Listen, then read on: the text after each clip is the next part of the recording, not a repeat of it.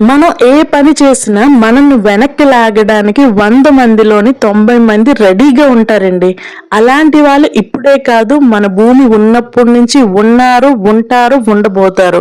కాబట్టి అలాంటి వాళ్ళ కోసం ఎక్కువగా ఆలోచించకుండా మనం చేసే పనిలో ఎటువంటి తప్పు లేదు, ఎవరికి హాని ఉండదు అని మనకి అనిపిస్తే మనం ఎవరి గురించి ఆలోచించకుండా మన పని మనం చేసుకుంటూ పోవాలి.